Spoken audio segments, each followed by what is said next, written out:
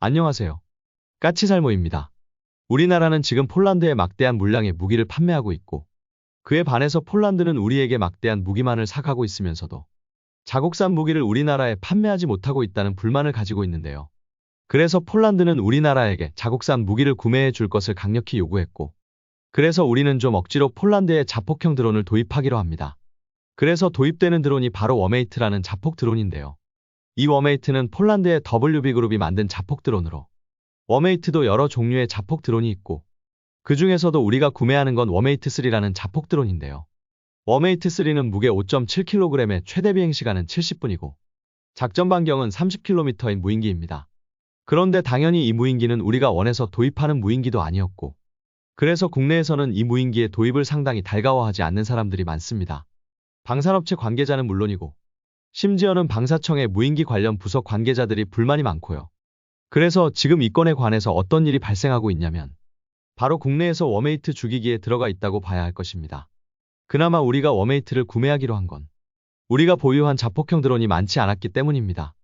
현재 우리나라에는 이스라엘로부터 도입한 로테멜이라는 자폭형 드론과 LIG가 참수부대에 소량 공급한 틸트로터형 자폭형 드론만이 존재하기에, 우리가 보유한 자폭형 드론의 수량은 상당히 부족합니다. 솔직히 그래서 워메이트의 도입은 우리가 본격적인 자폭 드론을 배치할 때까지 그 간격을 메우기 위해서라고 저도 생각을 했습니다. 한마디로 말해서 저는 폴란드에 워메이트 자폭 드론을 도입한 명분이 우리가 본격적인 자폭 드론을 도입하기까지의 간격을 메꾸는 거라고 생각을 했습니다. 그러나 이런 제 생각은 완전히 잘못되었고, 우리는 이미 워메이트가 없어도 충분한 수량의 자폭 드론을 도입한 상태라고 합니다. 이번에 우리는 워메이트를 대략 200대 정도 도입하는데요. 이미 우리는 세 자리 숫자 이상의 국산 자폭 드론을 구매해서 드론작전사령부에 배치한 상태라고 합니다. 그것도 워메이트와는 비교도 안 될 정도의 고성능의 드론을 말이죠. 실은 우리 국방과학연구소에서는 S시리즈라는 무인기 시리즈를 개발하고 있고, 저도 작년에 이 무인기 시리즈의 개발은 비즈한국에서 김민석 님의 기사를 통해서 알게 되었는데요. 이 S시리즈의 무인기들은 현재까지 알려지기로는 S1부터 S9까지 있는데, 저는 이 무인기들이 실전 배치를 목적으로 하지 않는 순수하게 무인기 기술 개발을 목적으로 하는 시험용 무인기인 줄 알았습니다.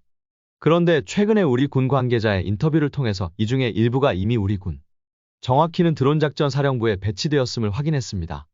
현재 드론작전사령부에 배치된 자폭형 무인기 모델은 S2와 S4라는 모델로, S2라는 자폭 드론은 무게 25kg의 드론으로 150km 정도의 거리를 비행할 수 있거나 1시간 정도를 공중에 머물 수 있는 공격형 드론이라고 합니다. S4는 솔직히 제가 우리나라가 한국형 스위치블레이드를 개발할 거라고 이야기했고, 그걸 위해서 국방과학연구소에서 스위치블레이드에 사용되는 것과 같이 원통형 캐니스터형 발사기를 개발했다고 이야기했었는데요. 이 S4 모델이 바로 그 캐니스터 발사기를 적용한 모델입니다. 그래서 저는 이 모델을 바탕으로 한국형 스위치블레이드가 개발될 거라고 이야기한 건데요. 그런데 이미 S4 모델이 드론작전사령부에 배치되어 있다고 합니다. S4 모델은 스위치블레이드 중에서 300 모델과 비슷한 모델로 무게 8kg의 캐니스터에서 발사된다고 하고요. 한마디로 우리 군은 이미 한국형 스위치블레이드급 무인기를 배치한 셈이고, 제가 전에 이야기했던 소형공격 드론 1형과 2형 사업은 바로 이런 초기형 모델들을 발전시켜서 대량 양산하고 일반 부대에도 배치하기 위한 모델을 개발하는 사업이라고 할 수 있을 것입니다. 그리고 당연하지만 S4 모델이 폴란드의 워메이트와 비슷한 목적과 성능의 공격형 드론이라고 할 수 있고, 모든 면에서 워메이트보다 더 뛰어난 드론입니다. 우리는 이런 드론을 이미 100단위 이상을 드론작전사령부에 배치하고 있습니다. 그래서 우리는 이미 폴란드에서 도입하는 워메이트3를 대신할 드론이 이미 존재하고 있습니다. 솔직히 저도 힘든 게 열심히 조사하고 그리고 최대한 많은 정보를 여러분에게 전달하려고 노력하는데, 저도 S2와 S4 무인기가 이미 드론작전사령부에 배치되었다는 이야기는 이번에 처음 들었습니다. 작년에 김민석 님의 기사를 접하고도 국방과학연구소에서 개발하는 무인기들은 전부 그냥 기술 개발을 위한 무인기라고만 알고 있었는데, 이게 실전에 배치되어 있을 줄은 생각을 못한 것입니다. 그래서 이미 폴란드에서 도입하는 워메이트는 우리 군에게 그 필요성이 별로 크지 않다고 할 수 있습니다. 그런데 그럼에도 우리는 앞으로 폴란드로부터 드론을 더 도입할 가능성이 높다고 저는 봤습니다. 왜냐하면 우리가 폴란드로부터 아무리 형식적이라고 해도 도입하는 무기의 양이 우리가 폴란드에 판매하는 무기의 수량에 비해서 너무 작기 때문에 어떤 식으로든 추가적인 무기 구매를 할 거라고 생각을 했고, 마침 이번에 방사청의 드론 사업팀이 다음 달인 2025년 5월경에 중거리 자폭 드론 사업 설명회를 열기로 했기 때문입니다. 한마디로 새로운 드론 도입 사업이 시작되는 것입니다. 이 사업은 중형급 자폭 드론을 도입하는 사업으로 국외 도입 형식으로 진행된다고 합니다. 그래서 해외에서 폴란드에서 도입한 워메이트 3보다 더 큰 자폭 드론을 도입한다는 건데, 제가 보기에는 이 사업도 폴란드에 자폭 드론을 도입하기 위한 사업이라고 봤기 때문입니다. 실제로 작년에 폴란드에서 열린 방산 전시회에서 폴란드 WB그룹은 워메이트 50이라는 대형 자폭 드론을 선보였습니다. 이 드론은 무게 50kg의 임무장비 탑재 능력을 가지고, 그리고 최대 1000km를 비행해서 공격이 가능한 상당히 대형의 자폭 드론인데요. 그래서 우리가 이번에 시행하는 중거리 자폭 드론 도입 사업이 바로 이 워메이트 50을 도입하기 위한 사업이라고 저는 생각을 했습니다.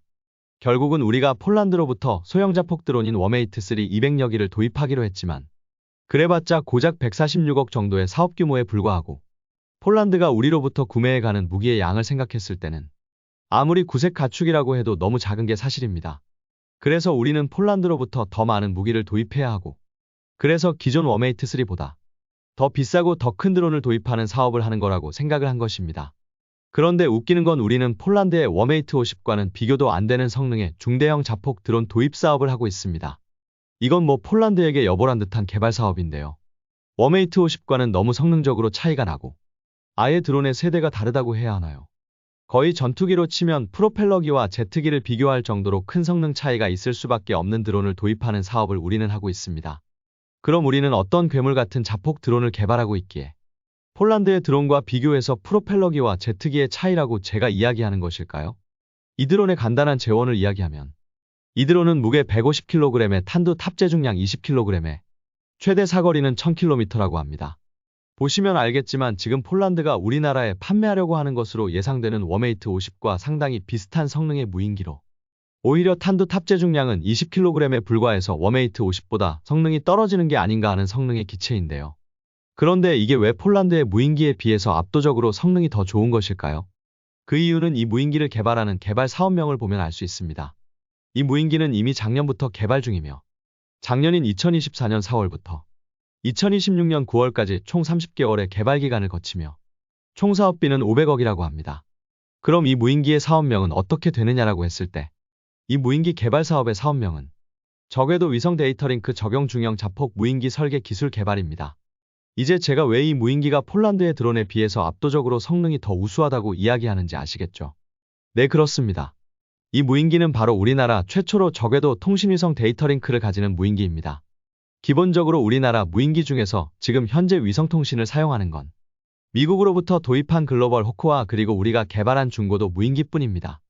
나머지 무인기들은 위성통신이 아닌 지상의 무선국에서 발신하는 무선통신을 통해서 통제되고, 소형 무인기가 1000km 이상의 사거리를 가지는 이란의 샤헤드 드론이나 폴란드가 우리에게 판매하려는 워메이트 50 같은 드론은 당연히 지평선을 벗어나는 1000km 거리에서는 무인기 지휘센터와 무선통신이 연결이 되지 않고, 그래서 마치 미사일처럼 이미 사전에 입력된 좌표대로 비행을 하고 이미 입력된 목표만을 공격할 수 있습니다.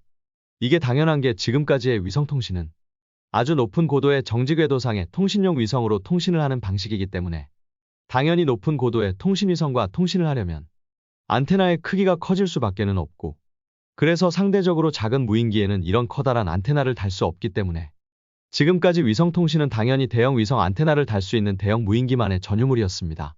그래서 중소형 드론들은 지상의 무선국으로부터 통신을 해야 하고, 당연히 지평선으로 인해서 지상의 무선국과의 통신거리가 그리 길지 않기 때문에 무인기의 작전 범위를 제약하게 됩니다.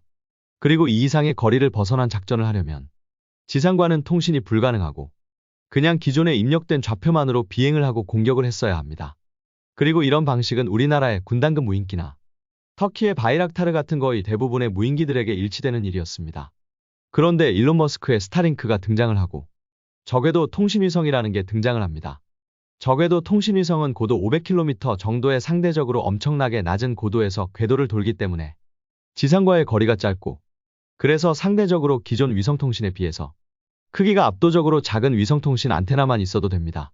그래서 상대적으로 크기가 작은 무인기에도 위성통신 안테나를 달 수 있게 되었고, 우리나라는 한화가 유럽의 원앱이라는 저궤도 통신위성 사업에 지분을 일부 인수함으로써 원앱의 사용권을 획득했고, 그래서 당장 해군의 무인수상정에게 통신의 사각지대가 없는 저궤도 위성통신을 제공하기로 했고, 심지어는 지금은 호주의 새로운 네트워크 사업에 진출하기 위해서 참여하고 있습니다. 그리고 당연하지만 이걸 우리의 무인기들에도 달아주는 사업을 우리가 하는 것이고, 그게 바로 저궤도 위성 데이터 링크 적용 중형 자폭 무인기 설계 기술 개발이라는 사업인 것입니다. 정확히 이 사업은 우리가 한국형 하피 개발 사업이라고 이야기하던 사업으로, 원래는 우리는 이스라엘로부터 도입한 하피 무인기를 대체할 국산 무인기를 개발하고 있었지만, 과거에는 무인기의 통신거리가 짧다는 이유로 우리 군에 의해서 도입이 거부되었고, 그래서 우리 개발자분들은 통신중계용 무인기 등 다양한 방법을 연구하던 사업입니다. 그러던 게 지금은 우리나라 최초로 저궤도 통신위성을 탑재하는 무인기로 개발 중이고, 제가 알기로는 우리가 지금 개발 중인 모델은 정확히는 하피를 대체하는 모델은 아닙니다. 왜냐하면 지금 개발 중인 모델은 적의 RF 신호를 역탐지해서 공격하는 모델이 아닌 단순하게 광학 카메라로 목표를 공격하는 일반적인 공격형 모델이기 때문입니다. 그래서 정확히 지금 개발되는 모델은 하피를 대체하는 모델은 아니고 단순하게 공격형 무인기인 것입니다. 아마 나중에 우리가 무인기용 RF 안테나를 개발하면 정말 하피를 대체하는 모델을 개발하겠죠. 물론 저도 과거에 우리가 한국형 하피를 개발하고 있다고 이야기한 바가 많았지만, 이 무인기에 저궤도 위성통신이 탑재될 줄은 저도 몰랐습니다. 아직 우리나라의 저궤도 위성통신은 걸음마 단계이고, 지금은 독자적인 위성망도 없이 유럽의 원앱을 임차해서 사용하는 것이고, 그래서 해군도 무인수상정에 통신장비로 일반적인 통신장비를 달고, 저궤도 위성통신은 보조적인 수단으로만 사용하겠다고 했기 때문입니다. 그런데 앞으로 우리의 주력 무인공격기가 될 모델이 저궤도 위성통신을 주요 통신수단으로 사용하는 모델로 개발되고 있을 줄은 저도 몰랐습니다. 그것도 작년부터 벌써 개발하고 있다니 말이죠. 제가 한화의 원앱이 군사용으로 쓰이고 무인수상정에 탑재된다고 이야기한 게 작년인데, 이미 작년부터 무인수상정은 물론 무인공격기의 통신용으로 개발되고 있었을 줄은 몰랐죠. 물론 아직은 저궤도 통신위성이 안정적인 건 아닙니다. 당장 스타링크는 이미 수천 기의 위성을 올렸지만, 원앱은 현재 기준으로 고작해야 651개의 위성밖에는 올리지 못했고, 그래서 통신에 어느 정도 제약이 따르는 것으로 알고 있습니다. 그래서 그에 대한 대책으로 우리는 우리의 무인기에 고도의 AI를 탑재한다고 합니다. 그래서 좀 불안정할 수 있는 통신을 AI로 대체한다는 것입니다. 그러나 그렇다고 해도 수평선을 넘어가면 아예 통신이 안 되는 다른 무인기와 달리, 우리는 아무리 무인기가 먼 거리에 있다고 해도 이제는 통신이 가능하고, 그래서 중간에 목표를 변경하는 것도, 그리고 목표에 실제로 명중했는지 명중 여부도 바로 알 수 있게 된 것입니다. 그래서 우리의 중형 무인공격기가 폴란드의 중형 무인공격기인 워메이트 50과는 아예 세대가 다르다고 제가 이야기를 하는 것입니다. 솔직히 말해서 제가 보기에는 우리의 폴란드 드론 구매는 마치 우리가 폴란드를 골탕 먹이기 위한 것 같다는 생각이 들 정도입니다. 결론은 우리가 지금 폴란드로부터 도입하기로 한 드론과 앞으로 도입할 것으로 예상되는 드론들은 분명 이미 국내에 그 비교 대상이 존재하는 드론들이고, 폴란드의 드론과 우리의 드론은 그 성능 차이가 너무도 뚜렷하다는 것입니다. 한마디로 말해서 폴란드의 드론이 정말 구식으로 느껴질 정도의 국산 드론이 존재하는 모델만 골라서 도입하는 것 같다고 해야 할까요? 그래서 마치 우리가 폴란드를 골탕 먹이기 위해서 드론을 도입하는 건가 하는 착각이 들 정도입니다. 결론은 당연히 폴란드의 워메이트 3는 우리의 S4 자폭 드론과 비교될 수밖에는 없고, 당연히 캐니스터에서 즉각적으로 발사가 가능한 우리의 S4 자폭 드론이 워메이트 3보다 압도적으로 성능이 좋을 수밖에는 없습니다. 거기다 당연히 우리가 또다시 폴란드의 워메이트 50을 도입한다면 우리의 중형 자폭 드론과 비교 대상이 될 수밖에는 없고, 결론은 발사하고는 수평선을 넘어가면 아예 통신도 안 되는 워메이트 50이 저궤도 위성통신과 연결된 우리의 중형 자폭 드론과 비교 대상이 될 수조차도 없습니다. 한마디로 말해서 우리의 국산 드론과 폴란드에서 수입하는 드론은 아예 세대가 다르다고 해도 과언이 아닐 것입니다. 그래서 마치 일부러 폴란드를 골려주기 위해서 이러나 하는 생각이 들 정도입니다. 분명한 건 지금 우리는 완전히 새로운 시대를 맞이하고 있다는 점입니다. 이제는 무인수상정부터 시작해서 150kg 정도에 불과한 자폭형 드론에까지 위성통신이 연결되는 시대에 살고 있는 것입니다. 결론은 앞으로는 저궤도 위성통신이 우리의 주력 네트워크 시스템으로 자리를 잡을 것이라는 이야기입니다. 그래서 우리는 완전히 새로운 시대를 사는 것입니다. 그리고 최소한 우리가 폴란드에서 무기를 구매한다면 우리나라에 비교 대상이 없는 무기를 구매해야 하지 않을까 하는 생각이 드네요. 지금 우리가 폴란드로부터 도입하는 무기는 우리나라에 확실한 비교 대상이 있고, 비교 대상이 되는 우리의 무기와 폴란드의 무기는 성능적으로 개념적으로 너무 큰 차이가 납니다. 그렇기에 비교 대상이 없는 무기를 구매해야 하지 않을까 하는 생각이 들고요. 아니면 일부러 그러는 것일까요? 우리 방사청의 드론 관계자들이 정말로 폴란드를 엿먹이려고 일부러 그러는 것인가 하는 생각이 들 정도입니다. 어떤가요, 여러분? 우리의 중형 공격 드론에 적외도 위성통신이 탑재된다는데 여러분은 이 문제를 어떻게 보시나요? 이상 영상 봐주셔서 감사합니다.